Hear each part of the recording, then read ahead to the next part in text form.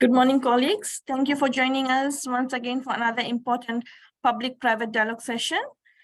I guess we have had quite a few interesting sessions in the past few months to contribute towards the development of the National Sustainable Tourism Framework. Today's session will be even more interesting as we will be having discussions on tourism as the preferred employer. We all know that tourism is an important source of job creation and acts both as an engine of economic development and a social force impacting a wide range of industries.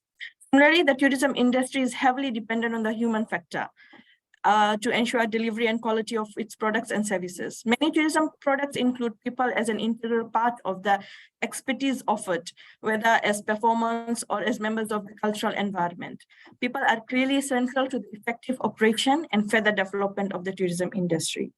Hence, colleagues, we have a very versatile panel with us today to share examples of trends and drivers of change impacting employment in the tourism sector and where challenges are being addressed.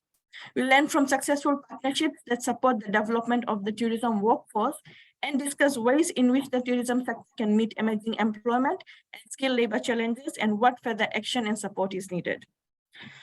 Colleagues, joining us today in the panel, we have Ms. Venkatsha Lockington, CEO of Fiji Hotel and Tourism Association. We have Dr. Vikas Gupta from the University of the South Pacific School of Tourism and Hospitality Management, Head of Discipline and Lecturer. We have with us Ms. Farah Shazlin, Marriott International Fiji Cluster Director of Human Resources, and Ms. Deborah Sandranu, Founder and Managing Director of Essence Group Fiji.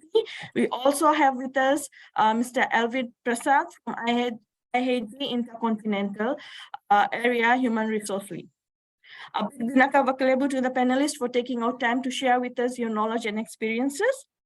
Colleagues, this is a 2-hour session. The first hour will be contribution from the panelists on the topic, and the second hour will be Q&A. But please feel free to share your views and any comments or questions you have in the chat box as we go along.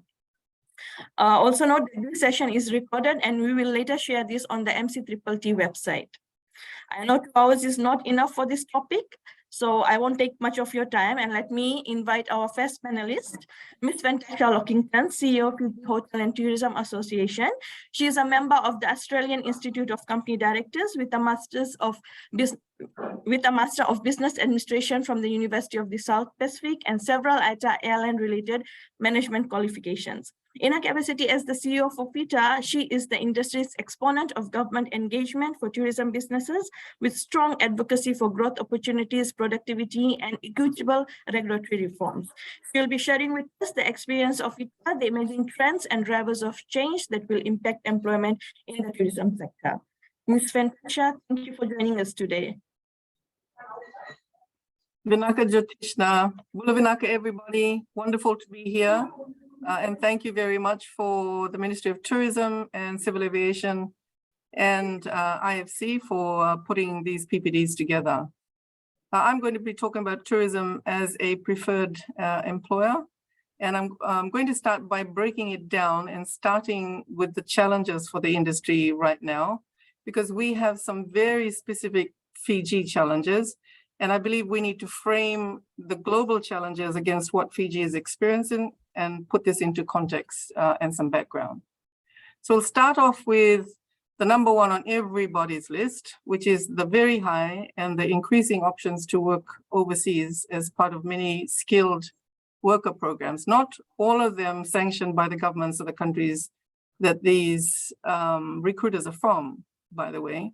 We have heard stories of recruitment agencies simply rocking up to a hotel or an engineering or carpentry workshop and blatantly asking for a meeting with workers right there. This trend means that you're probably losing your skilled workers as fast as you're training them. And let's face it, regardless of how good you treat them, because it is Fiji, anyone who has never traveled before wants that opportunity to simply be able to check it out. And who doesn't want to go and work somewhere that they've never worked before with the, the tantalizing offer of $20 Australian an hour? But this also means that you are either reducing your workforce by increasing the JDs of your existing staff and hopefully compensating them accordingly, or you are increasingly relying on part-time and or less qualified staff depending on your work demand. So while we're talking about losing staff in droves, you know what your employee rate is for your organization. If you've never done it, calculating the employee retention rate is simple. You choose a period of time, you divide the number of employees who stayed during the given time by the number of employees on the first day of the given period. You multiply that by 100, and the resulting percentage is your retention rate for that given period. It's really, really recommended that you start doing that if you haven't done that before. Our second challenge is the actual impact of the pandemic on the tourism industry. Now, expect our tourism workers to be out of work for up to 2 years on a very small support system or reduced wages, and more often than not, nothing at all, was a very difficult ask. We lost many workers to other industry that were offering fair work and better work security, especially in the BPO industry that has increasingly improved its footprint and presence in Fiji. So the movement of some of these workers back to farming and fishing has also meant a further loss. Further, a certain percentage, like it has happened everywhere else in the world, many of our workers decided that they liked actually staying home, which is great if your business can offer work from home options. Otherwise, people have also opted to stay home if their partners can support them, or they rely on that very big, the increasing pool of remittances coming into Fiji. Remittances, they've now hit 1 billion in 2022, meaning that remittances are now Fiji's second highest foreign exchange earner after tourism, that earns a little over 2 billion in foreign exchange, plus a further 1 billion from taxes. Many people don't actually have to work in Fiji or even in the Pacific Islands because they're getting money from family and friends overseas. And this has shrunk our workforce even more when we reopened, and it continues to shrink it. So what can the industry do about making it a preferred employer and ensuring that the industry stays competitive and continues to grow? Number one is understanding your employee retention rate that I mentioned earlier and having a data-driven retention strategy rather than simply firing people at point blank. Checking your retention rate quarterly or half yearly is recommended, and then checking the data to understand the trends that you can use to improve your staff retention. Number two is employee engagement and employee retention are related to each other, because employees who receive the growth and exposure feel motivated. When they feel motivated and satisfied with their work, they tend to remain with the company. Number three, every employee must have a contract or agreement, collective or individual, that explains the expectations, your expectations, the job description, and the remuneration. We at FHTA provide reminders, we provide training, and we provide support in this area, but we know that it is still not practiced as widely as it should be. And when our members encounter challenges, they tend to be mainly because of misunderstandings about what the worker thinks is the explanation and what the employer thinks is the explanation.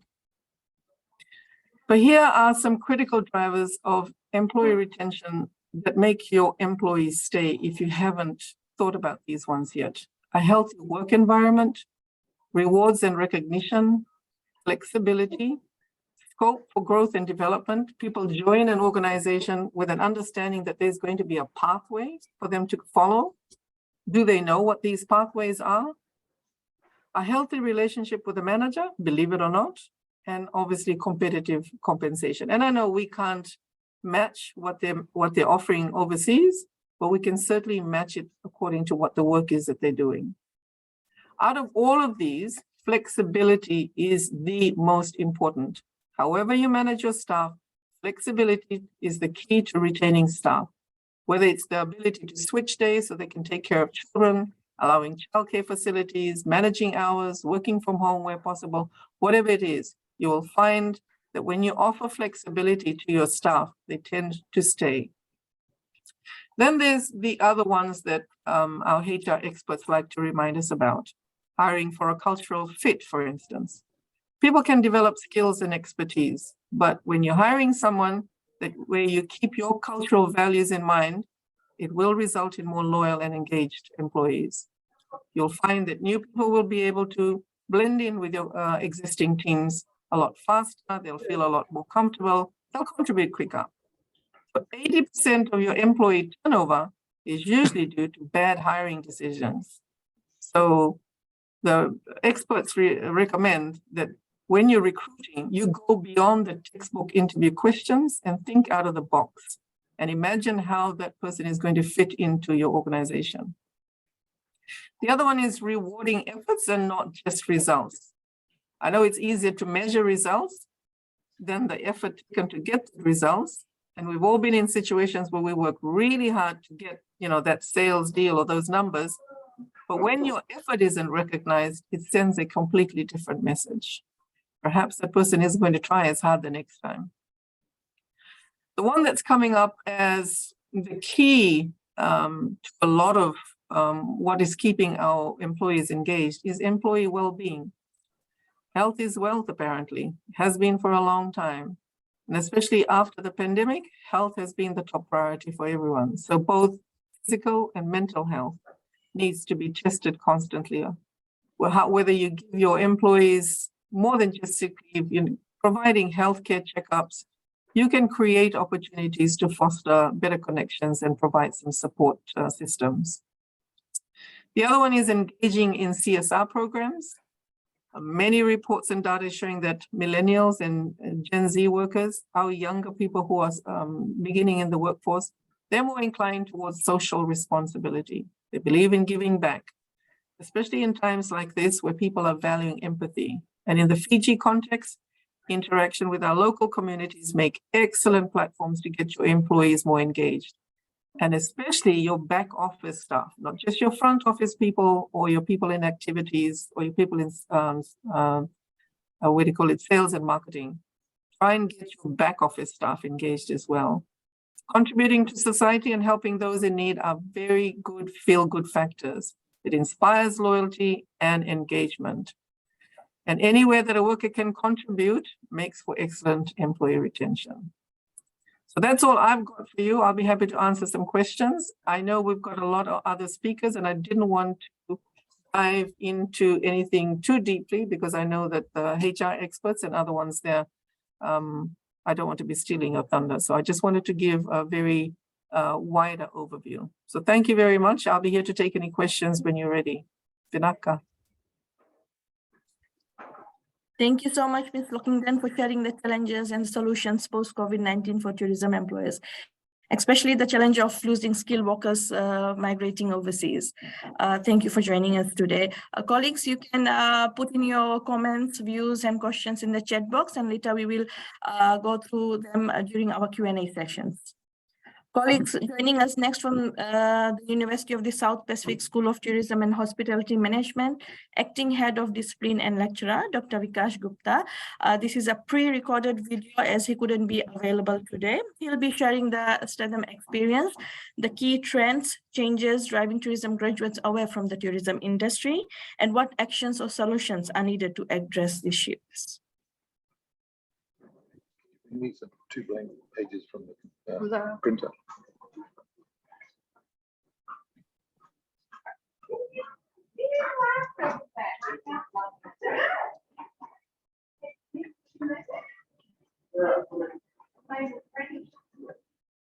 We can't hear you. I always believe that these public-private dialogues, they are very critical and timely to dispense the significant and important information amongst the key stakeholders in Fiji. And therefore, I would like to thank the organizers for providing me this extremely important opportunity to share my views on this important subject. I'm Dr. Vikash Gupta, and I'm presently working in the capacity of lecturer in of Tourism and Hospitality Management in the University of the South Pacific Islands. Being in the school for around more than 1 year now, I have seen a detrimental shift in the perception of students in taking the hospitality and courses as a career option. Our student registration in the graduate and postgraduate courses, they have declined and considerably, I should say, in the past 2 years, especially during the COVID times. And there are, I can say, multiple reasons why students students, they are looking for options different from the field of hospitality and tourism. First reason is obviously the impact of COVID-19 pandemic, which has put the entire hospitality and tourism sector at standstill for about 2 years. We faced huge difficulties in maintaining or rebuilding student confidence in tourism education and recruitment drops in the enrollment numbers. For us, another challenge was the retention of existing students, as due to the shift of online learning,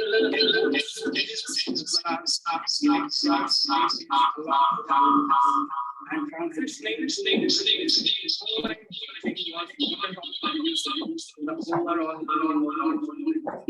our industry requires practical knowledge, and our students, they really find it difficult to adjust to the changes brought by the new normal of learning.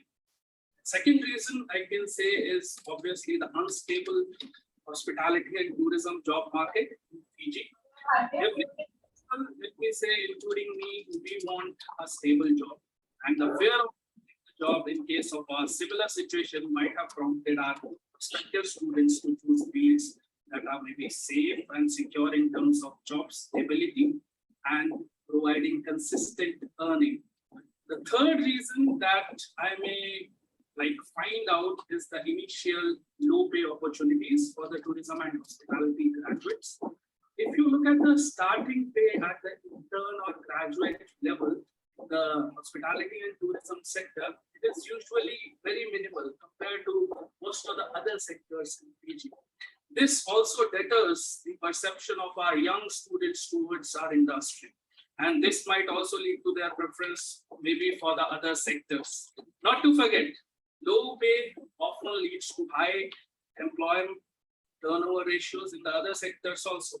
So if you compare the tourism and hospitality industry with the other industries in Fiji, you will find that the attrition rates of the employees, they are also much higher as compared to our industry. They are very high in our industry as compared to the others. Another very significant reason that I can find is the image and general perception attached to our industry, which is the tourism and hospitality. Till date, not only in Fiji, but around the globe, I can say it is considered as an unskilled and low-paying job. This perceived negative image of the industry highly influences obviously the career decisions of the students, and this might be an important reason why our students, our prospective students, I should say, they look for career options in the other sectors. Another reason it can be that I can think of is the Fijian cultural perceptions also.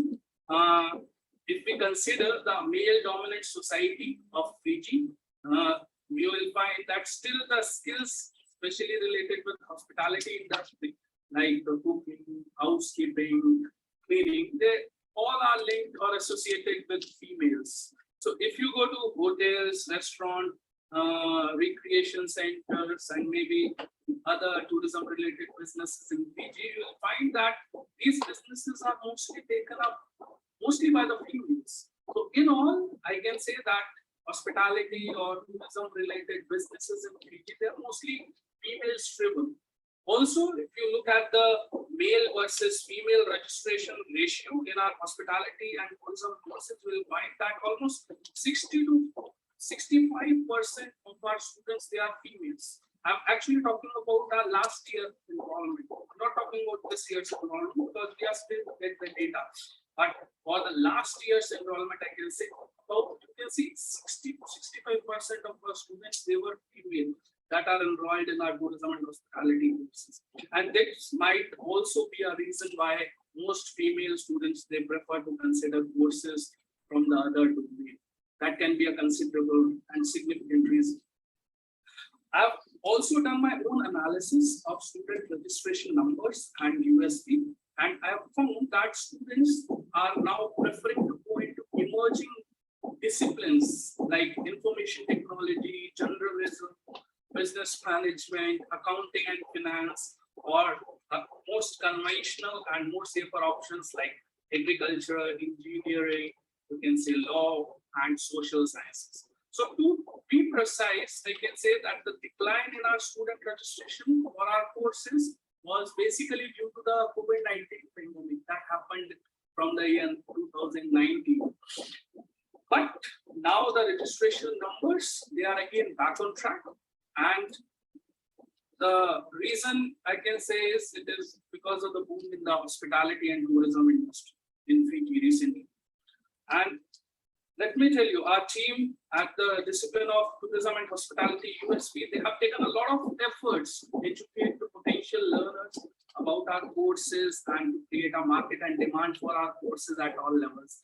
We are promoting our courses through roadshows across the country where potential students, they can interact with our knowledgeable and trained staff to clear any of their doubts and negative perceptions about our hospitality or tourism courses that are there in their mind. Our hospitality and tourism programs, they are actually designed to encourage the students to understand the nature and development and importance of international tourism and hospitality businesses and its impact on the South Pacific states. We do not provide a vocational qualification, to be precise, but our students gain skills in tourism management, marketing, business operations, and they are also encouraged to develop skills in oral and written presentation. The unique selling proposition that I can say of our DTHM courses is that they are designed by constant collaboration with hotel and tourism industry stakeholders. Our philosophy in DTHM is if you don't know, you will not grow at all. So each year we take inputs from the industry stakeholders to incorporate changes according to the recent trends in our course curriculum to make the courses relevant and timely in the delivery. This benefits, let me tell you, both our students as well as the industry stakeholders. We want our students to be abreast with actually what is going on in the industry in terms of the latest trends and challenges and how to deal with it.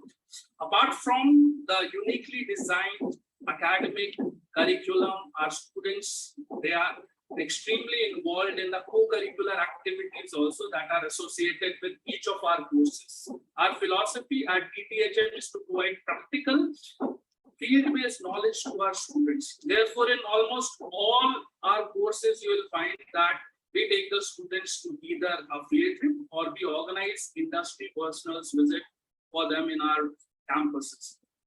To make the students more involved in learning and attract their attention and interest, it is important to actually make the class interesting. If you don't make the class interesting, it becomes really very boring for the students and they will not be able to develop the skills that are required for an industry.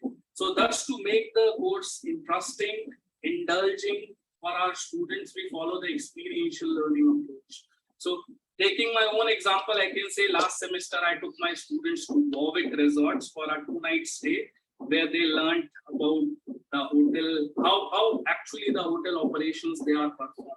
So they themselves, they saw that how a 5-star hotel it looks like, because let me tell you, in our university, we have regional students coming from different countries and they have not even seen how a 5-star hotel it looks like. So it actually gives them a perspective how what 5-star hotel is all about, how the staff they take their orders, how they interact with the guests, how the students they have to as for the standards. And there are so many other professional aspects attached to it which they can learn during these kind of visits. So these field visits, they are actually integrated in all our courses.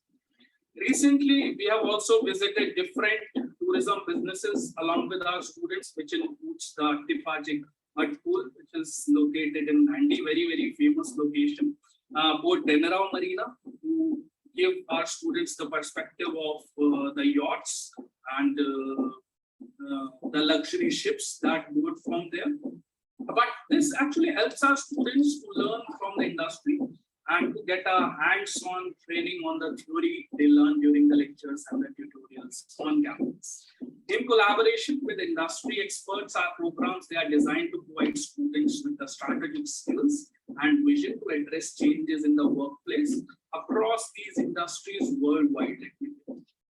We have also organized a basic wine training program in the last semester for our students on campus by collaborating with the famous Victoria wines from Australia, where students, they learned about the types of wines, their taste evaluation, surveys, how they are stored or how they are to be stored, and the foods that usually complement the different varieties of wines. So in all, we at DTHM, we always try to make our students to indulge in the actual business related to tourism and hospitality. And this is the soul of all our courses and the reason why students, they enroll in our courses.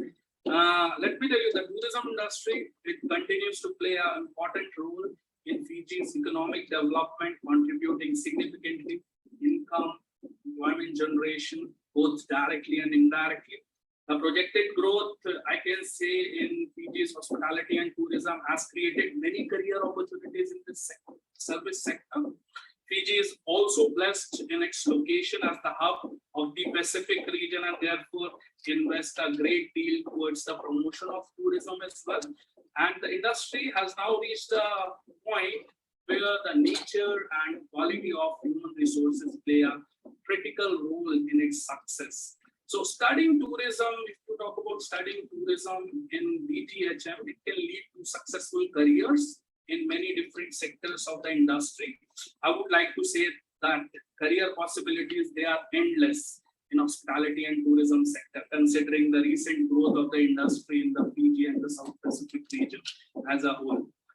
Students, they can take careers such as chef, they can become a chef, they can become front office managers, they can become housekeepers, general managers in a hotel, wedding planner, very famous nowadays, event planners or event managers, hospitality trainers, convention and meeting managers, they can become tour guides, they can become a travel interpreter, or they may even go in education and become a lecturer or professor like me in any university or college. So they can also pursue a career in tourism and hospitality research. I've seen many of our students, they want to get involved in research. So they have this option also. If they want to do research, they can do research by integrating themselves with any university or university professor. Though the tourism and hospitality industry's image has suffered negatively due to various reasons that I've already discussed, but students' awareness regarding the industry's resilient nature reflects positive outcome. In the coming future, I can say, I would highly recommend that transparency be observed by potential recruiters with regard to job offers and remuneration they offer. I would also like to suggest that rather than retracting student job offers, adjustments are made in their stipends and salaries at par with the other industries in Fiji to ensure that expected future repercussions, they are mitigated. This is the prime motto of doing this. And this would also ensure sustained availability of trained manpower in future, because this is one of the major concerns in our hospitality and tourism sector, that the employees, they are not retained in the sector. And if you really want to retain the employees, it's important that you should take these measures, including the salaries, including the incentives. These are really very important right now for our hospitality and tourism employees. Now, without taking much time now, I would like to conclude that my session. My experience and constant interaction with my DTHM students shows that some of them identify higher studies as an option also. So therefore, education institutes in Fiji should strive to offer more advanced and industry-oriented postgraduate courses. There is also a need to strengthen links between various stakeholders within the industry to offer better courses. Moreover, students should be provided career guidance. This is what actually they need right now to utilize their degrees and increase flexibility to work in different segments. I think that there is a pressing need for better integration and synergy between industry and educational institutes, which can reduce over-education and efficiency bridge the job patch. This is what is really required now. Thank you so much, all of you, for your patience listening to me. I would have been happier to interact with you all through Zoom live, but due to some institutional commitments, I could only record this dialogue. Please accept my apologies for that. However, you can share your questions or suggestions related to this session with Ms. Elisi. I would like to request Ms. Elisi if the questions related to these sessions can be emailed to me. I will be more than happy to respond to the questions individually. Vinaka Vakelevu, thank you so much for listening to me. And goodbye, have a great day.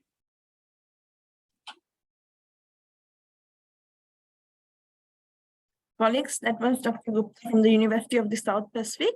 We will have the video available after the webinar if anyone wants to view it again.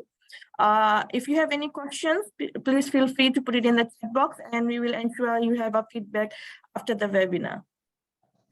Our next speaker colleague is Ms. Farah Shazlin, Marriott International Fiji Cluster Director of Human Resources. She joined Marriott in 2018 and is looking after 6 properties, namely Sheraton Fiji Resort, Sheraton Danrau Villas, the Westin Danrau Island Resort and Spa, Danrau Golf and Racquet Club, Sheraton Resort and Spa, Tokeriki Island, and Fiji Marriott Momi Bay. She also won the Human Resource Leader of the Year at the Marriott International APEC Annual Hajar Awards last year. Ms. Shazlin, thank you for joining us today. Thank you so much for the lovely introduction. Bula Vinaka, everybody, and a very good morning to all. I hope I could be heard clearly to everybody. Now, a pleasure to be part of this webinar here today, and I will dive right into it. We understand what is the current state at play, and Fantasia, thank you so much. You have articulated it so well. Acknowledging the current talent challenges of our tourism industry, our objective here is to be a few more steps ahead of the challenge. That is to build our organization's capability and capacity in both short and long term by investing in our human capital. That is through learning and development to reach our ultimate goal, and that is to deliver world-class guest experience. So what are our current headwinds, our current challenges to achieve that goal? Legacy from COVID, Fantasia explained.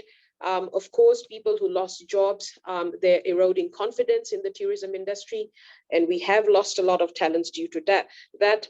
The biggest one came last year when Australia, to cover for their talent shortages, they started recruiting from our offshores. Now, we can have a lot of debate about what is the government doing about it, what is the immigration doing about it, why can't we stop those agencies coming? Having said all of that, there's very, very little we can do to stop our talent from going overseas.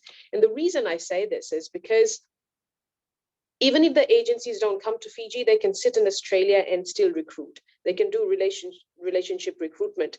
There are almost 200-300 people there, and they can do relationship recruitment while sitting outside of Fiji.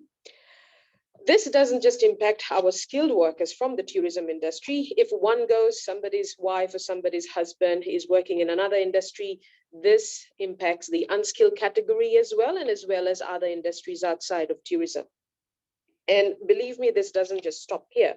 From the research that we've been doing, just like New Zealand opened its Pacific Access category to the Pacific Islanders every year, Australia too will open its ballot application in October 2023. And this is where they will give about 3,000 work permits or permanent residencies to Pacific Islanders. And this would happen end of this year. So this brain drain is happening exponentially fast. And to cope up with the demands, we need to fill those roles with equivalent talent, if not faster, then at least at the same speed. Then this becomes our industry's biggest challenge, the availability of readily skilled or experienced talents to take the role and kickstart immediately with little to no supervision. Because the guests of our tourism industry, they demand real-time excellent service every time. They do not have any mercy on us to understand that we have shortages of talents or somebody is away on sick leave. And quite frankly, why should they understand that? If they are paying higher value per night, they're well within their rights to demand excellent customer service as well. So we can't just sit here and say, okay, I give up and I can't do anything about it. What are our strategies that as the industry we deploy? So I've got a few colleagues here on the call from USB. Thank you so much for your continued support. First of all, the industry partners, such as the local universities, we partner with them, and we both understand our industry needs, and the institutes that develop their learning and development programs for young students, for them to become job ready. We engage in programs like internship, management, and operations training program. Apart from the educational institute, then comes the additional efforts that we put in from the industry side to build the tourism industry's talent capability and capacity by implementing something called, let's say, a training academy. Fiji Marriott Training Academy. What is Fiji Marriott Training Academy? Now, this is a in-house training center where we can provide 6 to 8 weeks of training, operational training rather, to departments like front office, housekeeping, kitchen, food and beverage, to unskilled workers, to create a funnel of supply for readily available talents to the industry. And as and when a vacancy opens, the talents could be deployed. What does this mean? Let's say a position comes vacant in the morning, by the afternoon, through the training academy, the position is occupied. Using the same concept of the training academy, we retrain and try and retain our existing industry workers by bridging any performance gap that there might be to upskill and upgrade them to the next role. For example, from kitchen level 1, upskilling them to kitchen level 2. And of course, that comes with increase in pay. And then using the same concept of training academy, build hotels capability by upskilling the leaders with leadership attributes so that they become actual people leaders instead of just being managers of task. Now, having said all of that, I would like to tie all of this back to My Hotels. I can confidently say hotels still is the employer of choice in Fiji. And the reason I say this is I back this up with my data. With the many recruitment drives that My Hotels or any other hotels in Fiji would have done last year within the industry, the turnout would have been about 1,200 people each time walking in for walk-in interviews. These numbers are telling us something. I believe our success would lie in our organization's retention strategy, and quite rightly put by Fantasha as well, and that is through our culture. Our culture of putting our people first. Once the people are looked after, the people will look after the guest, and the great guest experience would just happen by default. Our employment framework at this time, the employment framework for our hotels are built in a way that this creates flexibility for different work categories. The employment framework creates growth potential based on upskilling. The staff keep upskilling themselves through the training academy. You keep upgrading your role through upgraded pay too. And then our framework allows for incremental pay for anyone who is on flexi part-time contract. What does this mean? Where we cannot guarantee hours and who's on flexi part-time contract, we give them a premium pay compared to anybody on the permanent contract. This just allows the differentiation why somebody would want to take flexi part-time contract. And now when I put all of this together, our employment framework has been built in a way that it creates a very high productive environment. Then of course, our biggest strength is the Marriott brand itself, having 30 different brands operating in about 130 different countries. This itself creates opportunity for our people and our leaders to grow and take roles outside of Fiji. Now, as I said, talents moving outside, we cannot stop that. So if we cannot stop that, what else can we do? Let's maintain them or retain them within the Marriott family. So we're talking to our outside of Fiji hotels within Marriott and coming up with a strategy that if people are leaving, instead of them going to a very unknown zone, to a very unknown hotel, how about we create opportunities for them within the Marriott hotels outside of Fiji? In this way, we keep them in the Marriott family, and as well as should in 3 years' time, these talent after having exposure from overseas want to come back to Fiji, that becomes our talent pipeline in the future as well. To sum all of this up, the industry, of course, needs a continuous supply of readily available talents. This could be through our educational institutes, or we build our own academy. whatever we do, the goal remains still the same. That is to build the industry's capacity to take on high demands of tourists dying to come to our country. And these tourists get an excellent experience every time they come to our shores. I guess with that, my 8 to 10 minutes is over. Open to any questions later on in the session. Thank you so much, everybody.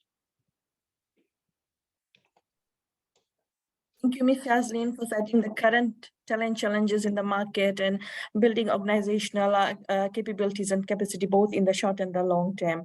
Colleagues, if you have any questions, please put it in the chat box, or you can come online during the Q&A sessions. Colleagues, joining us next is Ms. Deborah Sandrano, founder and managing director of Essence Group Fiji. She is undoubtedly the pioneer of spa tourism in Fiji. She moved to Fiji in 1998. This is when she saw the need to develop Fiji's beauty spa industry. She then started Essence Group Fiji, Spa Academy Fiji, and Nama Fiji. She is also chair to the Fiji Excellence in Tourism Awards. And she'll be presenting on spa tourism today, incorporating training and recruitment for the industry and challenges encountered during the past 3 years. Thank you, Ms. Sandrano, for joining us.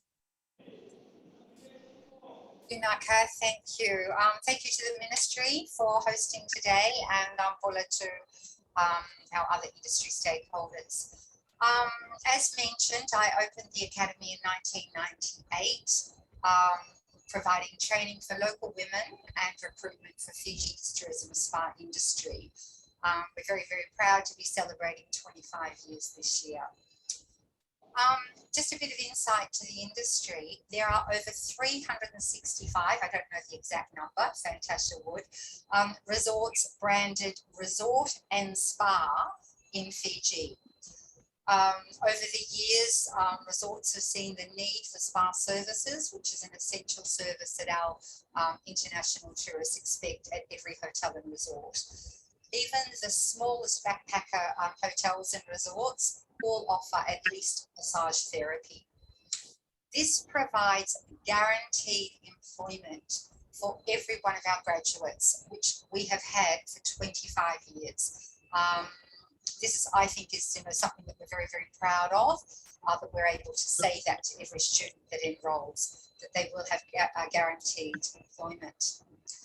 As a vocational trade school, we, unlike the universities, do not have access to government funding or grants, albeit I'm proud to say, or excited to say, that we were just recently approved for the TELS Learn scheme, and hopefully that will remain now with the change, but that will not be available until the year 2024. Our students do have access to FNPF, which is the way that 90% of our 90% of our students pay for their fees for the program. However, during COVID over the last 3 years, while tourism was closed down and the industry was financially under pressure, all of our families were using their FNPF to survive. So currently, all of our school leavers who are now coming in to enroll for our program commencing on the 14th of February, once they come in and enroll, we now see that they have used up their, or their families have used up their FNPF eligibility. This meaning that they do not have the money to move forward with the training. This is going to be detrimental for our industry. Every day or every second day, I have resorts contacting us looking for therapists. It's always been evident that there has never been enough, we could never keep up with the demand. However, it is more evident now than ever. The challenge being people just can't afford to do the program. It's not that we can't get the students to train. So how do we overcome some of these problems? We need solutions. Some of the things that we can do is collaborate with resorts, whether or not resorts are able to fund the fees for students and put them on a contract that they then pay back out of their employment or out of their wages. And we as an institute could hold onto the qualification until that is paid in full. Obviously, we would need to look into the legalities of that, how the contracts are to be formed and what it falls in with the labour laws and so forth.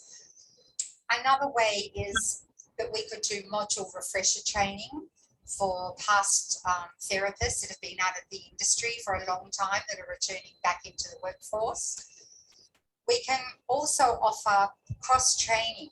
I encourage resorts to look at this, especially the smaller properties that don't have such high numbers with tourists. We do this a lot in our company, where resorts would have housekeeping or bar staff also trained in massage therapy. 85 to 90% of spa services is massage therapy. So, the cross-training for staff, I think, is a very, very good solution, especially for the smaller resorts. I just wanted to touch on the migration issues highlighted by a couple of our speakers now. More than ever, right now, we are seeing the migration need or the interest. As our students are now contacting us to enroll, the first question they're asking us is, can they use this qualification to work abroad? Yes, they can, because we have an international accreditation. We've always had students or graduates migrating, but never to the volume of interest that we are getting now. So I think the key to this is that we just need to increase our numbers. We need to train a lot more locals to make up and allow for the percentage of migration. That it really is the only solution. And of course, resorts themselves need to offer, whether it be better conditions, wages, whatever, to retain the staff and to make sure that they want to stay here in Fiji and not work abroad. Although I would like to say, in support of our industry, I do know that the resorts do pay spa therapists very well. And we are fortunate that over the 25 years, we've been able to set a benchmark for spa graduates that do earn above the minimum wage. So I do thank the industry for that. I think we really, really need more collaboration with ministry as for private trade schools that are not universities. And I have raised this just recently, actually, at a Higher Education Commission forum, that vocational trade schools are a very, very key component to providing recruitment for specific industries. I do have study abroad programs for international students. I can fill my school with Chinese students and Australian students, but that doesn't solve the problem of supporting our industry's needs or supporting training and recruitment for our local women and local people. I think we need to get the message out there through our industry, and I don't know whether Fantasia can assist with that. Resorts need to know that there are solutions, there are ways that we can collaborate, but we just need to get the messaging out there. We have also condensed our programs. We've cut out modules in our programs that are more suited for migration purposes and that are not necessary for working in spa tourism. Our students that enroll to migrate go for the higher level modules, but the lower level or more condensed programs are more suited to our Fiji spa tourism industry. So we have done that now, which we are incorporating this year. So if we do get some sort of funding mechanisms from resorts or somehow, the students can now graduate with massage therapy in 1 month, 4 to 6 weeks, and with spa therapy, they can now graduate within 5 months, as opposed to the 1-year diploma program that we have for migration purposes. So yeah, I just want to say that the industry is very, very important to me after 25 years, and I'm not going anywhere. So please, I'm here to collaborate. I'm here to work with Fantasia, with the ministry, and with the hotels to see how we can overcome the challenges. Tourists, as Fantasia mentioned earlier, wellness and health is a major thing internationally now, not only for our own staff, for their mental well-being after the stress of COVID and the pandemic, but tourists are coming here, after the challenges of the pandemic and all the stress, and they are now looking at health and wellness and spa as a very necessary component of their holiday expectation. So here to support, here to assist, and look forward to helping where I can. Vinaka, thank you. Thank you, Ms. Sandrandu, for sharing your experience in the spa tourism. I guess from all the speakers we have had we can gauge that the challenge at the moment is migration of skilled workers and how we can address this through training and development through collaboration. Our final speaker of the day is Mr. Alvin Prasad, Intercontinental Fiji Golf Resort and Spa Area Director, Human Resources, and he will be presenting on his experience of the IH as a prominent employer in the industry.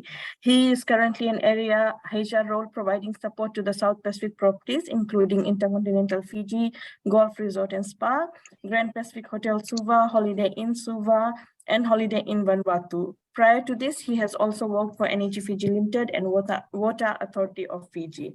Mr. Prasad, thank you for joining us.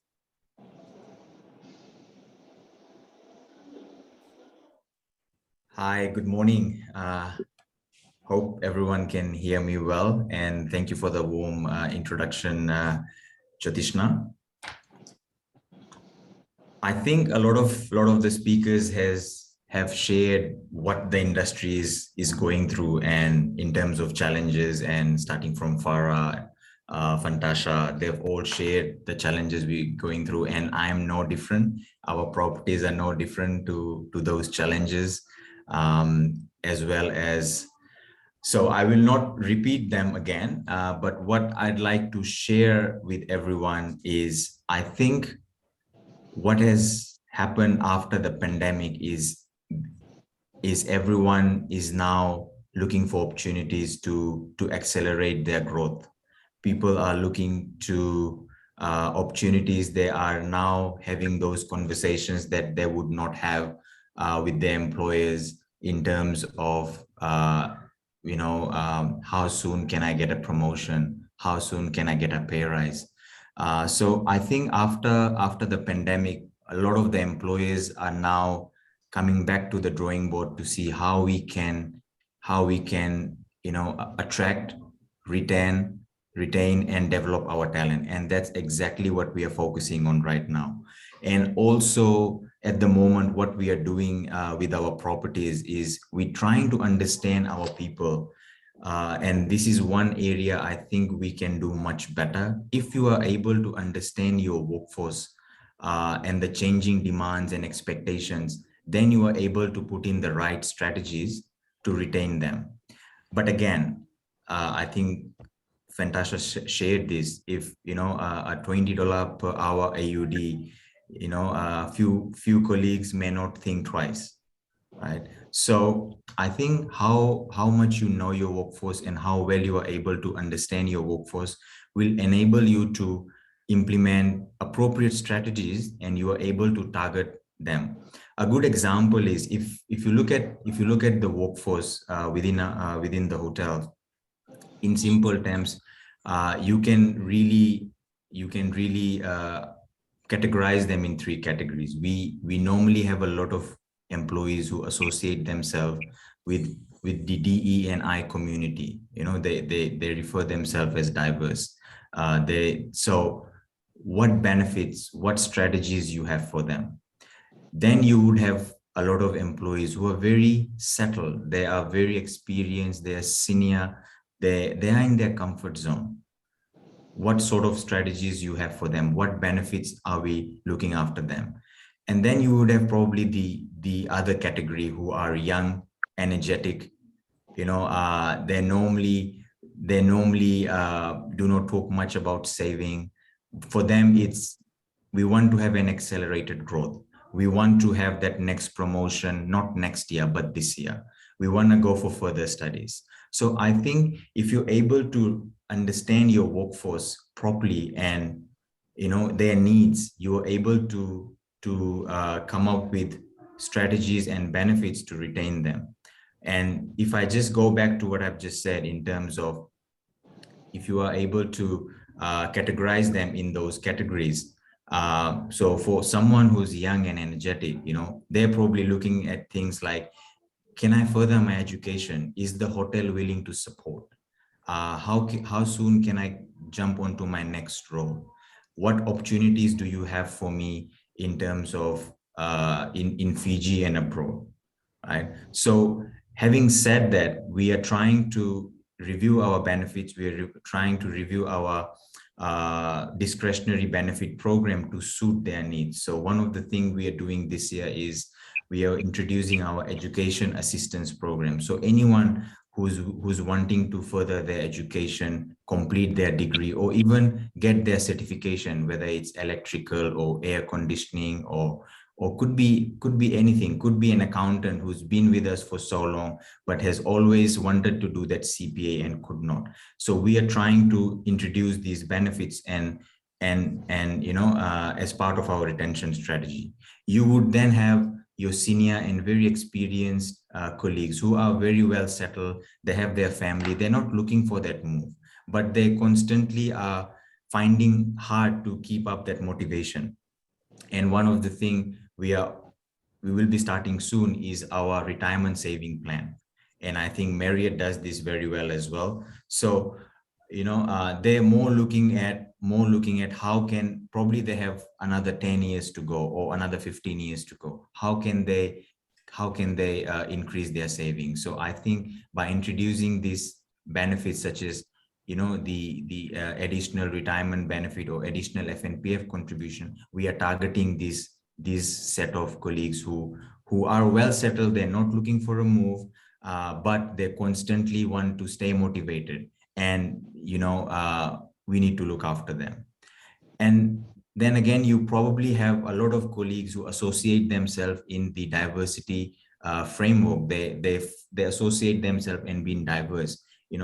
How are we able to make them feel that they belong here? So the flexibility, what are the things we can do with their uniforms, with their working hours, with recruitment, with having their representation in various committees. So I think one of the areas that we are doing as a group is we're trying to understand our workforce much better. Understand where they belong, what sort of categories they associate themselves with, and then link it with appropriate remuneration, benefit plans, etc., that helps them to not leave us for any other organization. So these are some of the things that we are doing as an international brand, and also we work very closely with all our stakeholders, the universities. We also work closely with a lot of NGOs. In fact, I wanted to show everyone one of our platforms that we have recently launched. It's called the IHG Skills Academy. And the good thing about this is it's free and it's open to the general public. So probably I'll share the link on this chat group. The beauty about this platform is it has about 31 different courses. So, we are targeting to launch this with our neighboring villages, the schools, and it has courses on mental health. It has courses on entrepreneurship. It has courses on leadership, problem handling. So someone who's out there probably running a small business and has never gone through any kind of training, we are trying to work closely with them as part of our corporate social responsibility. And this training is free and is accessible to everyone. So eventually I'll share the link with everyone. Please take out some time and go through them. We'll be doing some media announcement on this later, but that's another thing that we are trying to do in terms of as part of our journey to tomorrow, we call it here. So don't have much more to share because a majority of the challenges is very similar to what has been shared, and majority of our strategies is also very similar to what shared by Farah, as they're also an international organization similar to us. I'm happy to take any questions if there is any. Thank you. Thank you, Mr. Prasad, especially on the IHG Academy. I think after this call, everyone will hop into the platform to view. Thank you so much for sharing on that. I guess everyone is very eager to start the second session, which is the Q&A. I'll hand over to Ms. Alice Lutfi, who is our co-facilitator, and will take us through the Q&A session. Naka Jyoti, and thank you so much to all our panelists for that wonderful presentation. We have a really good audience as well. We thank you very much for taking the time to be with us here today, this morning. We have about 50 or 55 minutes together. And, we encourage, the audience, if you want to raise a question or comment, the chat box is there, and we'll make sure that, we'll address this with the panelists, as well as you can also raise your hand and we'll give you the floor to direct your question or comment directly with the panelists. So we'll go straight into it. I think just to remind everyone, our panelist today is Fetasha Lockington, the CEO from FITA. We have Farah, who's from the Marriott Group. She is the cluster director for HR. We have Elvin, who is the area director, director for HR for the IHG Group, as well as Deborah Sandranu, the owner of Essence Fiji. Unfortunately, we do not have Dr. Vikas Gupta, but like we have mentioned, you can always just send an email to me directly for any questions that you would like to raise with him, and then we can send it to him. So I'll go directly to our chat box. Thank you. We've been having some very active conversations online. I think the first one that we can just look at was the issue with the Fiji immigration and probably on the Ministry of Employment on the staff poaching scenario. And I know Stewart had raised that, and Fantasha has also responded. Probably just to give first Stewart the floor if you wanted to talk a little bit more about that, in case, just for context for the rest of the audience. And also for other hotel and industry operators, if this is something that you're facing.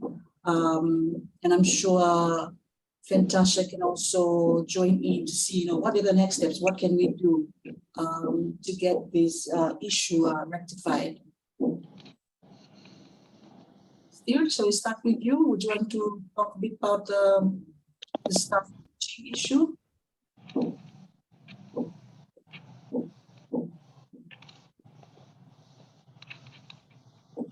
Okay, while we're waiting for Stewart, I think he's probably offline for it. Okay, let's go on to Krish Neil. I think he,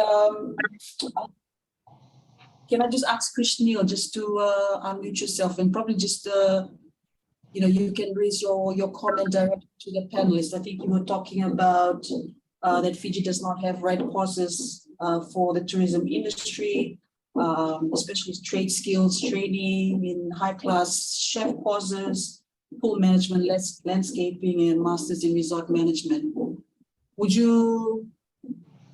Krishnil, would you like to just come online and just pose that question again to the panelists? And can I ask you just to state your organization as well?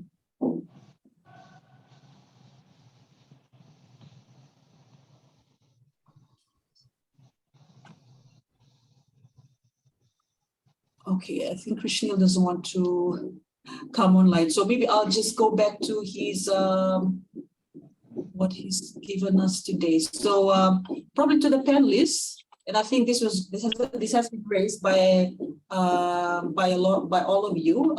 Krishnil talked about Fiji does not have right course tourism sector. We don't have high-class chef courses. Only basic trainings are offered in Fiji institutes, specifically pool and landscaping management, master course in resort management. So these are areas that are lacking in the Western Division. There's a need for more training in the practical field. What are your thoughts on that? We'll still start with Natasha and then give it the floor to the panel. Thank you, Alicia. I think that's an excellent point, but it probably needs to be also countered and keeping this in the background that the demand for it is high in the industry, but in terms of numbers, for somebody to set up training facilities that would provide that, the facilities, the setup, the initiation costs would be humongous, but the output would be, I imagine, far smaller. We're talking about numbers that are very, very small, and so therefore probably not as viable as it would sound. A better idea may be for Fiji to engage directly with a training program in Australia or New Zealand, where we could send cohorts across as part of an agreement that we have with the training organization or facility. And this may be that, you send in, I don't know, 2 to 5 a year, because that's the kind of numbers that I would imagine we would be looking at. Not sufficient for us to set up something like this. I mean, I think it would be great to have it, but perhaps we need to be doing more as a country to look at opportunities like this where we could tap into somebody who is already doing it overseas. Okay. Now, Fantasha. Can I also ask? Go ahead, Fantasha.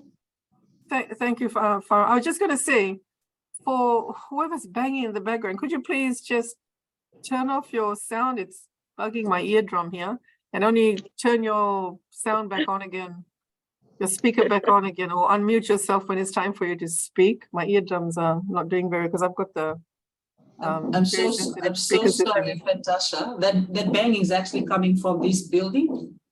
Oh my goodness! Can you go and take him off his ladder?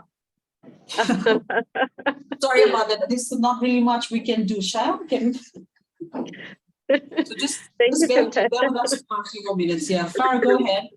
Yeah, I agree with Krishnil's comment, and I understand that why you won't be able to come and ask that question. I've been in this tourism industry for 4 years. I wasn't working in the tourism industry prior to that, but in the 4.5 years, yes, that is very true. And that was one of my major challenge when I was doing my talking, that the challenge of the tourism industry is that we do not have the readily available talent, not just in the chef section. And I'm talking about all segments. You take housekeeping, you take food and beverage, you take front office. You don't have that readily talent available who can come in and start the work immediately. For somebody to be able to provide the type of service that we would have lost due to migration, it can take anywhere from, let's say, 6 weeks to 3 months. That 6 weeks to 3 months becomes that critical part where the guests don't stop coming. They continue to come and they continue to demand the perfect guest experience that they're looking for. Now, I understand that within the industry, it's going to be a big ask to ask somebody to deploy that kind of an academy to get readily available talents. Therefore, we have started it, and as I talked about the Fiji Marriott Training Academy, we have started it at a very small scale. I saw a comment from someone which said that this was available previously in terms of apprenticeship. I'm sorry, this is not the same as apprenticeship. This is completely different.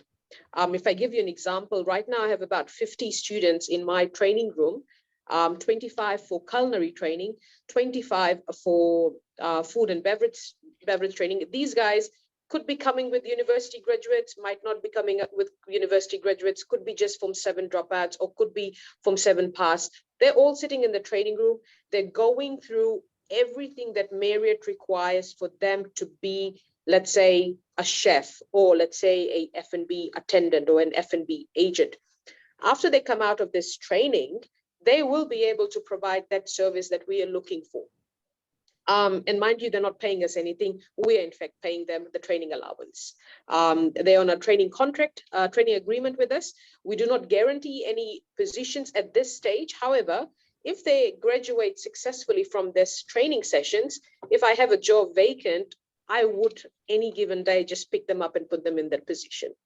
So understand, probably the industry at a larger scale might not be able to set this up, but individually, if we take just bite-sized pieces and start this small within every other hotel, I guess this will create the industry's capacity to have the readily available talent funnel ready there. Thank you, Farah. Thanks so much for that. Elvin, would you like to add on to that from the IHT? Yes, I think I second what Farah said, because we are same, we are very similar. But if you ask my personal opinion, I think we have what it takes to get people in our resorts, no doubt about that, right? In terms of the education, I mean, I'm a USP graduate myself, right?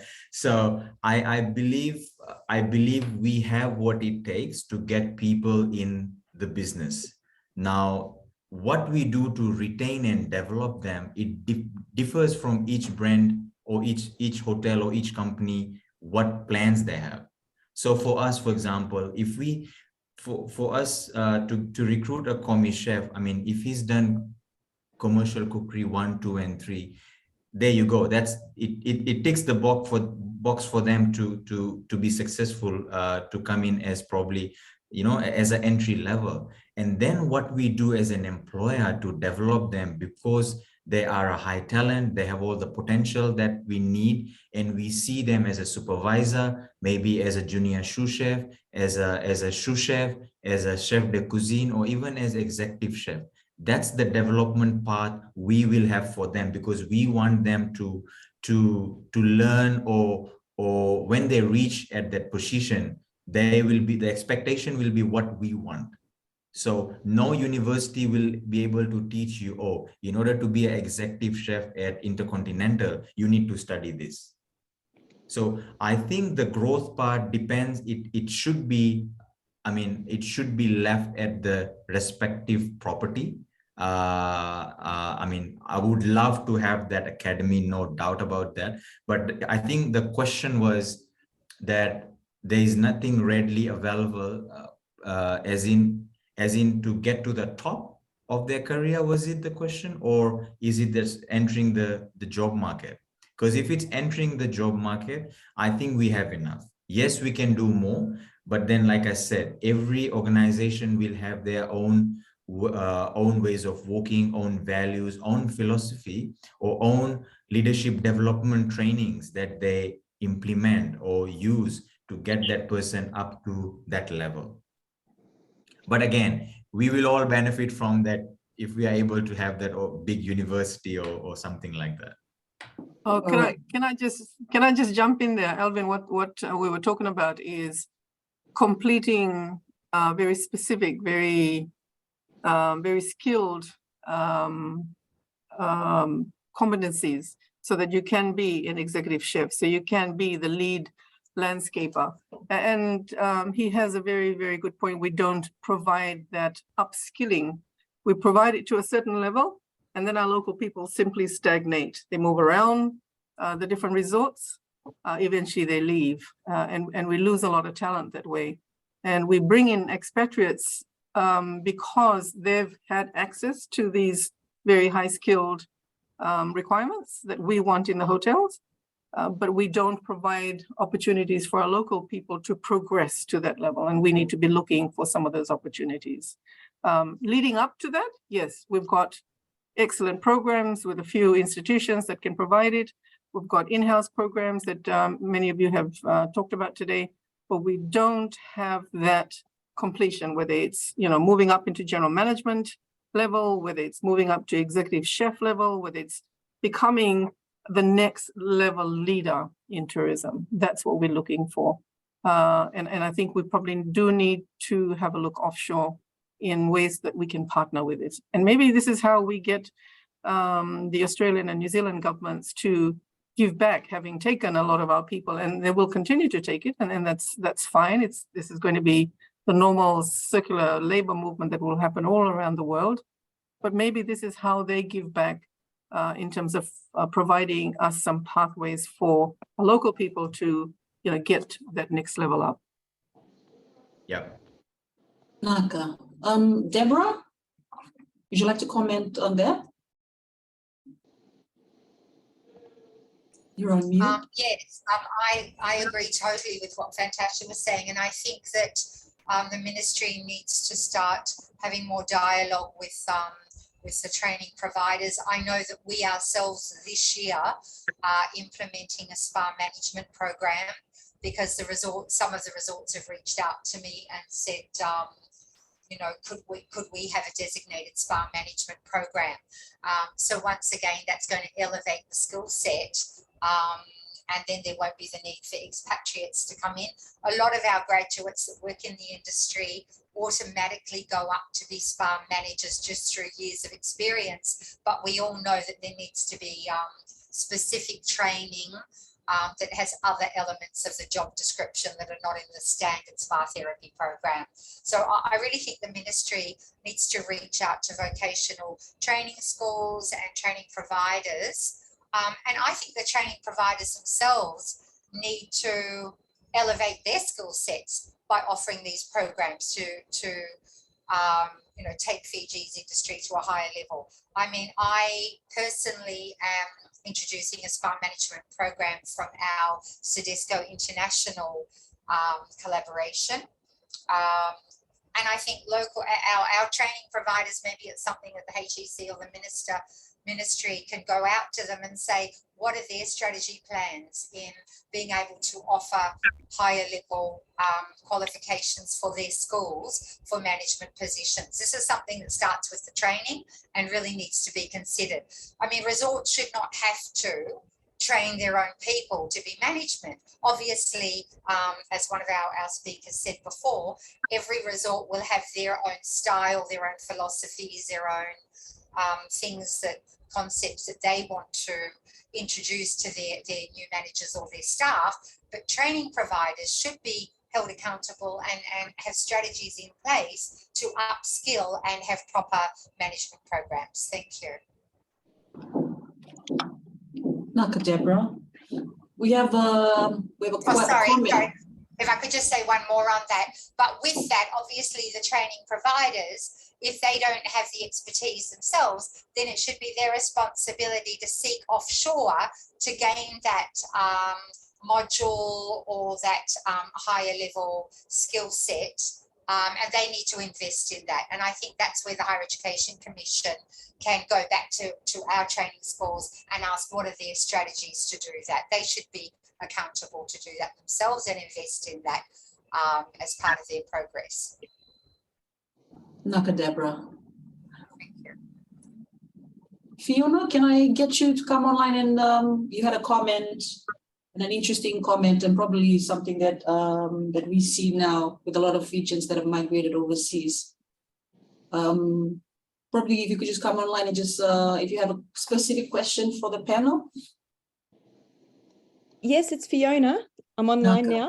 We've Where are you calling from, Fiona? Which organization? I'm calling from Melbourne at the moment, but we own and manage Savasi Island Resort up in Savu Vanua Levels. So obviously, being up north as well, the challenges can sometimes be a little bit exacerbated in terms of staffing as well. But look, mine was mainly a comment, just an observation, as I recently came across that situation, and I just wanted to share because, having seen both sides, seeing the people here in Australia, the local Fijians, as well as, knowing the staffing, issues and benefits on the Fiji side, I just, my heart wanted to tell them, look, the grass isn't always greener. You guys live in paradise. You've got a beautiful country, and, you've got that happiness at heart where you are. And you can't always find that abroad. But of course, I couldn't say that because their boss was sitting right there and, you know, gruffly said to me, oh, they're here for 3 years and that's all there was to it. So I didn't take that conversation further. But, you know, even in terms of our own staff, obviously we try and look after them. And because I am in Australia, we can sort of say, look, you know, you guys have a pretty good deal at home as well. And, you know, sometimes happiness comes before, you know, a few extra dollars, you know, per hour, and just to weigh all that up and think about it carefully before jumping on so-called, you know, opportunities. But look, that's all I wanted to share. I don't have anything else. Appreciate all the panelists. They've shared wonderful suggestions and articulated our issues in the industry. So thank you for that. Naka, Fiona, I'll give the time to the panelists if they wanted just to comment or any follow-up comments on that. I think it's a very interesting topic, and that's something that we see that's happening with a lot of our Fijians that are migrating overseas. You know, it's more attractive for a lot of them going through the NEC program. And how can the industry retain them? So Thank you for that. I guess Fantasia in her opening segment addressed that and I'll take it from my personal opinion. So there was a point in time in Fiji where moving out of Fiji or going overseas was very difficult. We have come to a position where it's so easy to get out of Fiji and go into Australia. Even that means if it's coming at the cost of leaving your family here, people will do that. To an extent, you get bragging rights, right? I'm working in Australia, you're still in Fiji. You do that back in our homes. So it's very little that we can do to stop our people. And I give you my own example. I have sat with many of my people in my hotels to explain them that your transportation is provided here in the hotel. Your food, let's say your breakfast or your lunch is provided or your dinner is provided at the hotel. There's very little cost of living because you live with your family.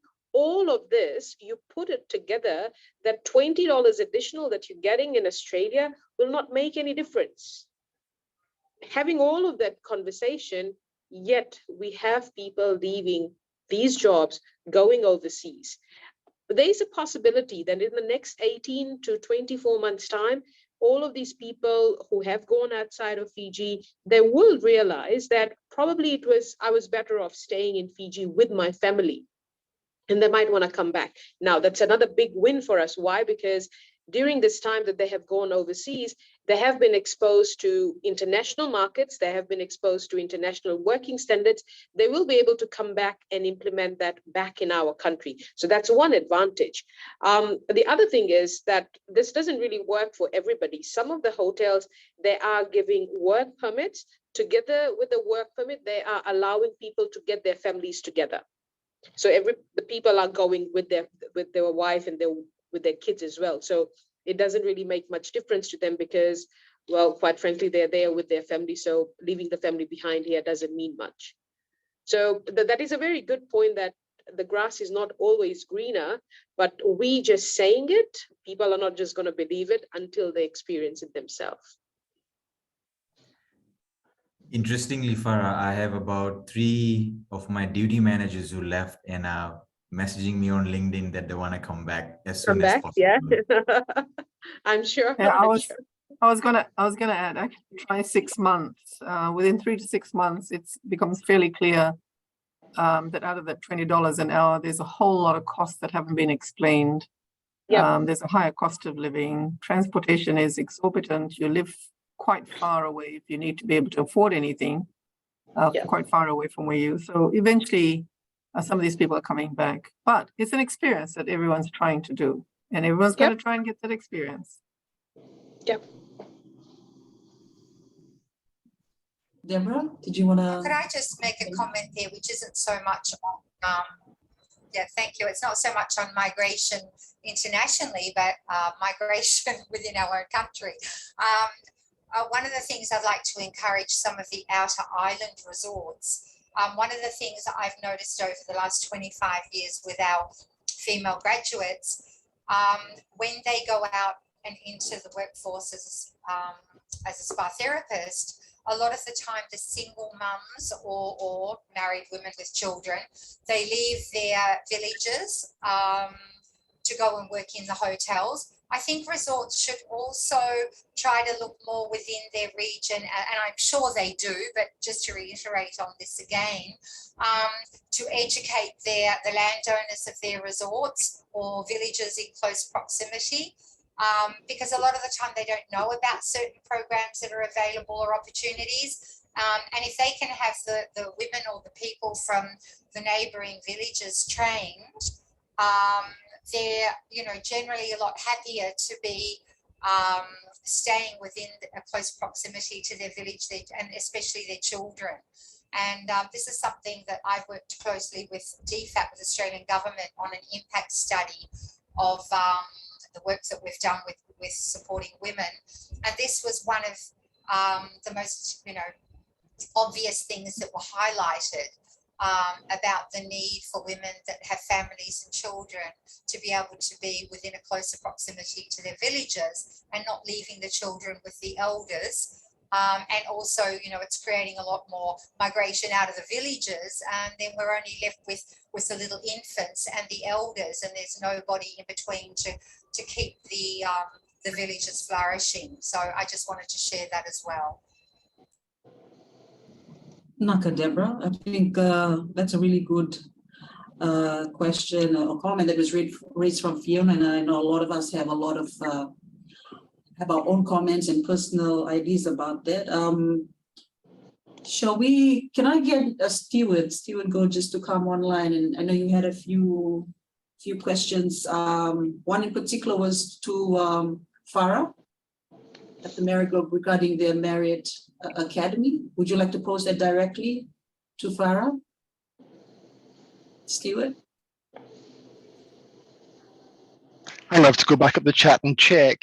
No, first off, can I say the IHG and the Marriott Academy programme, my first job was as a Marriott associate in Glasgow, Scotland in 1886 or whatever that years ago was, and their education systems within the corporates are very good, and they're good for retention, and they're good for the greater industry, in my opinion, overall. And the in-house training, I know what Farah was saying about it's not apprenticeships, but for me, it's very much in-house, in-industry training, learning from your peers, learning from your managers to me, which I still do at my old age, is that industry input as an apprenticeship scheme. The responsibility of training in-house, the responsibility that you have to train your own chefs, your own gardeners, your own housekeepers to your way of doing it, to your standards, is very important to be accepted in the industry, and definitely the corporates have done. The idea that FNU or the university or any vocational educational facility is going to apply the term job ready to work from day one. Now, we all know that's a myth, all right? They must come in and do, well, in the corporates, of course, you've got the 101s. You're going to have the 2-week induction, the 4-week induction, plus the department specific induction. They're going to have job specific skills, and by passing that, you know, they've got a general discipline to show up to school, can use a knife as a chef, or have at least seen, you know, Fidelity Opera system as a USP student.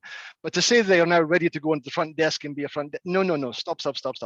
We must accept that there's an industry, you know, in-house cost for us training up the staff. One of my points with this, with the Australia, New Zealand thing right now, I get quite nationalistic as my immigrant Fijian hat on here, is they are using us as a training facility, and we are incurring all the training costs. They're cherry picking. They're not taking our untrained USP graduates, our uninitiated FNU trainee chefs. They're letting us do all the training, which is direct financial and time cost to us. Let's have this said. It costs the Marriott, IHG, and the rest of us thousands, hundreds of thousands to take an FNU student or a USP student. You know, Alvin said, yes, USP graduate, fantastic. And then it's great to see you going and do it. The amount you spent on your USP education and the amount that IHG has now spent on your education in the industry probably balances. IHG have really invested in you, Marriott and Farah as well. These are direct cost to our bottom line in our hotels in Fiji. Australia's coming in and saying we're all one, brothers and sisters, come in mobility and come and do that, and it's opportunities. Yes, hospitality is transient. Yes, hotel industry is transient. Obviously, I'm not originally from Fiji. I was transient for many decades there. It's just part of our industry, we do this. But it does seem that we are shouldering the burden of all this training for all these well-trained staff. And Australia and New Zealand are cherry picking them. Now, those of you who have had me on the soapbox before, I'm not even going to go down the APTC route, where they set up a college here to give them Australian qualifications specifically to cherry pick them to Australia.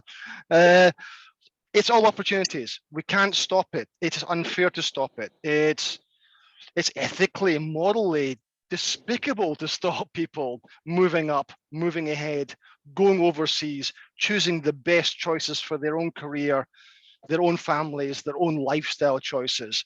But there is got to be a balance on this along the way, where our partners and friends across I'll be blunt, in New Zealand, Australia, they come back to us and say, well, we cherry pick yours, can you go and cherry pick someone else? I know some of the hotels are going across to Sri Lanka and the Philippines to pull in staff into Fiji. That is happening. But we can't just put Philippines and Sri Lankans on our front desk in Fiji. Our prime product is Fiji. We can't operate with non-Fijians on the front desk. I'm trying to be as politic as I can here, but no, I just can't go and have a European walk into a Scottish hotel and find a Croatian, a Romanian, a French, and a German person on the front desk and say, hi, I'm in Europe. Okay, this is good. No, that's not our product. Now, bigger picture, do we have to change our Fiji product? Are we becoming a global hospitality product, or are we going to stick to our prime Fijian product, which we're very good at, and it's a USP? No one else can take it. Yes, you can take Fijians to Sydney and put them in a hotel, but you will not be a Fijian experience. So it's not as simple as migration being a knock-on effect. We're not teachers, we're not doctors, we're not nurses. We can't just send our nurses overseas and hire Filipino nurses to come in to fill our spaces. Our tourism industry requires our Fijians to be front of house. So it's quite a complex question, this one, I think. I think the corporates, with Alvin and Farah, I'm really glad you're here for this, are key on this and maintaining and retaining staff in country, because they can move up in a corporate level. There is unlimited opportunities in hotel hospitality within your two big groups. And that's great to have you in country as such a large footprint. But how do we all throughout the industry manage to retain it in the country? I don't know. And I'm starting to ramble. So I'm going to stop. Thank you, Stuart. Thank you so much. That's a very good point that you brought up, that we cannot, not having a Fijian at the front desk, that's losing our culture. And probably, yeah, it is about time that we gotta understand, and we gotta put some ideas through that. What do we do to avoid our culture going outside? This is not just the talent going, this is our tourism culture. That is the basis of the tourism in Fiji, why people would want to come to Fiji, is going outside of Fiji. I don't seriously have a solution, so I will not be able to put any thoughts through that as well, but definitely this is a discussion worth exploring with the wider audience. Nakafara. Alvin, would you like to comment on that?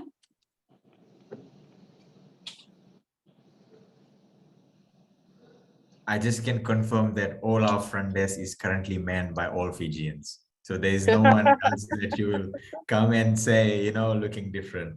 No, Stuart's got a good point. And we talk about sustainable tourism, we talk about regenerative tourism, and these things we have to talk about. But honestly, from my conscience is very clear that the role I am in and the support that I have given, we trying our very best to retain, attract, and develop our local talent. And again, when it goes back to why do people leave? I saw Stuart's chats. Yes, medical facility, our currency. These are some of the factors. Kids. These are some of the factors that people, when they are making that decision, should I or should I not? But I think as individuals, we carry our heart on our sleeve, right? And we are guided by our emotions. Everything we do is to look after the family. And we may, and most of the time, the deciding factor is, what, I'm just going to go. And then it goes back to when you are in that experience, when you go through that, and the other guest mentioned that the grass is not always greener, is absolutely true. Like I said, I lost very good talent, as in duty managers, and who are earmarked to take up front office roles. Some join P&O, some join other organization. And now whenever I put up a job post on LinkedIn, they're ready to come back. And one of the person shared with me, he's willing to come back because now he realizes how much he misses his family. So, I think it in the first place, when someone has that opportunity, it's going to be it is difficult. From HR side, it's very difficult to say whatever you want to say, because they have already made up their mind. They will leave. But the hope is that when they come back, it helps us as well, because they bring a different perception. They come with different mindset. They come with different energy. So we are actually in the process of getting a few back, because of course there were good talent flags. They left on a good note, and we may bring them back compared to those who just left. Some just left without even saying anything. They just left. And someone else, I saw one of the chats. I'm happy to give you some data for us for our properties. I mean, I have local head of departments in finance, in sales and marketing, in front office, HR, engineering. So and we are, I think, as big as Marriott is, as big as IHG is. Our room to grow philosophies that we have, we are actually developing a lot of local talents. If you come around Holiday Inn or GPH or even Intercontinental, you will see a lot of locals taking up senior managerial roles. And I'm speaking from my facts from these properties. So yeah. Naka Alvin. Fintash and Deborah, would you like to also comment on that before I go to our last question?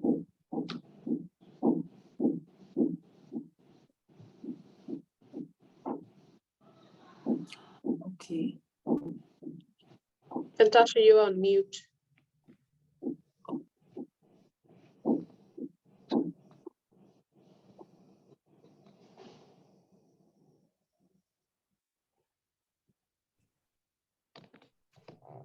Sorry, having two conversations here. I'm sorry, I missed the question. No, I guess just all the comments. I know Stewart raised a lot of interesting, interesting scenarios and things that we need to be talking about. I think in terms of he mentioned a lot about how Australian institutes are poaching a lot of our local industry talents. What needs, what are your thoughts on that, and how the industry needs to be working together, collaborative effort. What are your thoughts on that? So Stuart is absolutely right, and he's flagging a whole lot of things that we've been talking about for a little while, to the point where many of our members said to FHTA, what can you do to help hotels specifically take out some of the initiation type training offers, because that is so painful. Where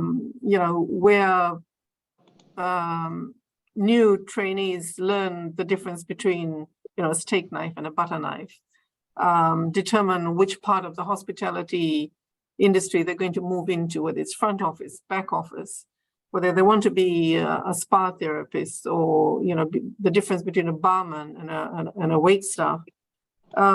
These are some of the areas that, regardless of the size of the property, that our members are struggling in, and saying that we don't want to have to focus on that small nitty-gritty, but so important part of you taking on new staff.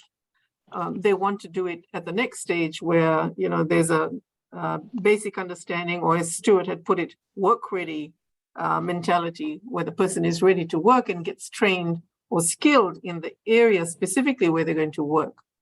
So FHDA is putting together some programs, having spoken to a few training institutions, to say, okay, it's time to ramp up some of these areas by focusing on the gaps of where the training isn't.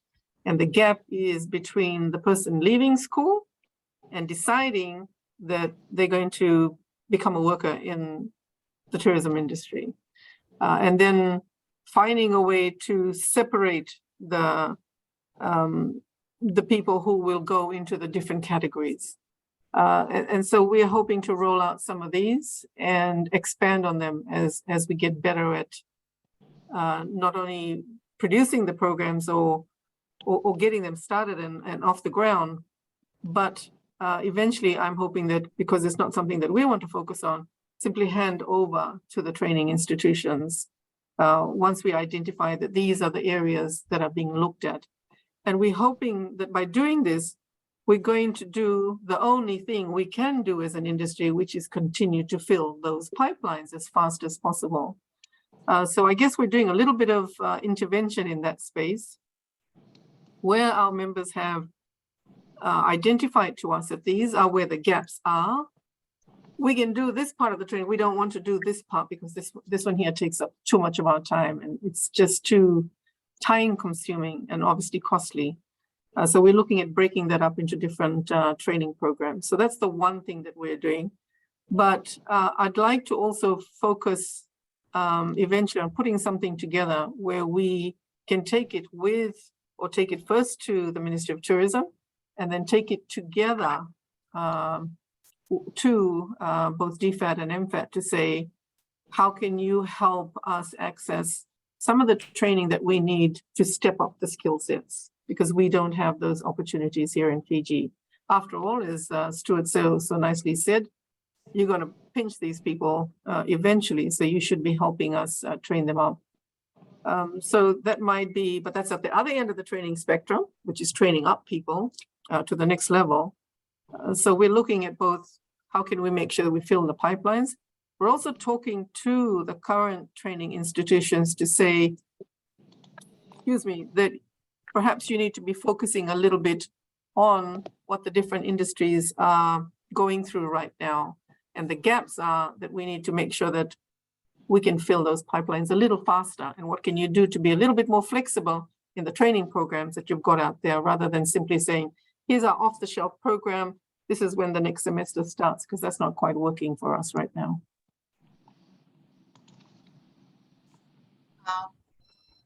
Yeah, sorry.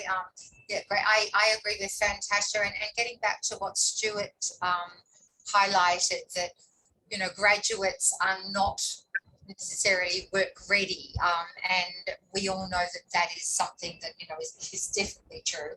I suppose I'm a bit fortunate with our academy because I'm both trainer provider and I'm also a spa operator, so I understand the needs of both. I think there needs to be more collaboration between ministry stakeholders, as Fantasia is saying, so that training providers themselves understand what is required of having their graduates ready. We're fortunate in our industry that it's a lot more practical and hands-on, and we have workplace attachment for our students at resorts during their training for 2 days a week. I think the ministry and HEC need to look more at training providers that are training for tourism, and encouraging them to re-look at their offerings and align more with resorts and hotels for workplace attachment, even having speakers come in from the industry to talk directly to the tourists, just brief talks on expectation in the workforce. I think this is something that really needs to be highlighted to the trainer providers, because a lot of them don't understand themselves the needs of the industry. And yes, when a graduate goes to work in the industry, then of course the tourism employer will teach those graduates what their company culture is and upskill them to their needs. But the training providers definitely need to be more aware of what is expected in the workforce for their graduates. Thank you. There is one other forum that we can raise this as an area that we need a little bit more support from government, and that's at the upcoming National Economic Summit. It is not obviously just tourism as an industry that is feeling this pain. Manufacturing is reeling, the commerce area, they're all feeling it. You know, even finding enough people to drive your trucks apparently is a big hairy deal these days. And we're not talking about the truck that you and I can probably drive. It's the one that you need to actually be trained on because they've got 18 gears or something. So I understand it's a widespread issue. So this could be very clearly put up on the National Economic Summit for the government to understand as well.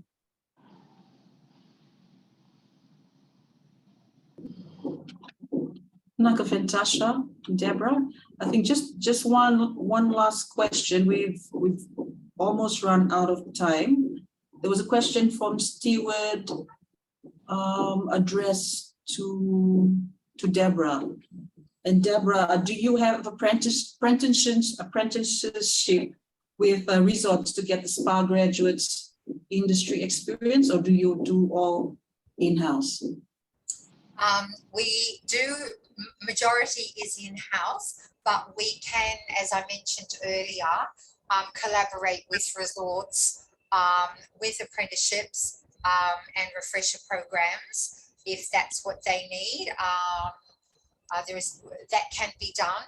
There would need to be perhaps just a certain amount of base hours offered at the academy, whether that be just X amount of hours, you know, per week, or just as an initial introductory, more on OHS health and safety and the things that need to be considered, which I feel accountable and responsible for. But yes, we can definitely collaborate with resorts on such programs and apprenticeships. All right, Naka Deborah. Team, we've run out of time today, this morning. What I'll do, I'll just give the panelists for any last comments. If you have any last comments from the panelists. No, great discussion. Thank you, Alicia, and everybody else. Naka Fantasha. Farah? Same, a very productive discussion. I guess we should continue with more of this to find common solutions. Thank you. Okay. Elvin? Thank you. Thank you so much for having me. It was a pleasure, and please looking forward for more discussions. Okay, Elvin. And Deborah? Yes, thank you. As I said, I come from both sides of the industry, both training provider and operator. So I'm very excited to see this, and I hope that we can have more collaborations in the future. Thank you. Thank you. And thank you so much for the comments that's coming on the chat. If there's any last comments from our audience, anyone would like to pose just last comments? If not, I'd just like to say Vinaba Levu to our fantastic panel of experts and also to our wonderful audience for all your questions. Vinaba Levu, and I'll give the floor back to Jyotishna. Thank you, everyone. I think we have had a very constructive discussion today, but this doesn't end here. If you have any further input, please feel free to reach out to us after the call. Alicia, maybe before we conclude today's session, maybe we can ask everyone to turn on their cameras for a quick photo/screenshot that will be shared on the ministry's social media page. please. Sure, Jyotishna. Will you be taking the photo? Don't worry, we'll take it from our end. All right.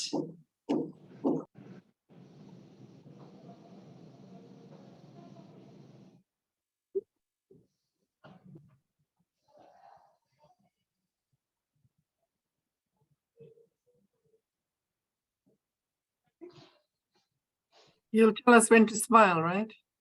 Yeah, so everyone ready? Guys, you can smile now. You can turn your But I cameras can still on. see people turning on their cameras. I've been smiling all this time. I'm getting a sore face.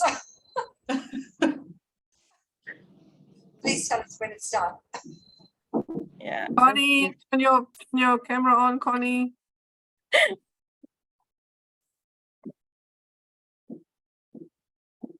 All right. Okay, Sure, so it's I time think to turn your we'll, laptop. Yeah, some people don't have cameras on their laptops. Okay.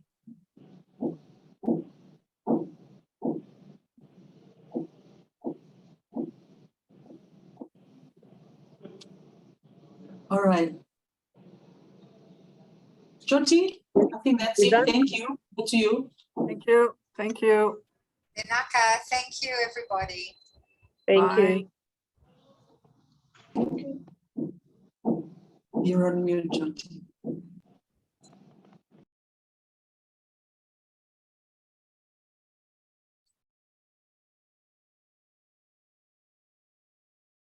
thank you, everyone.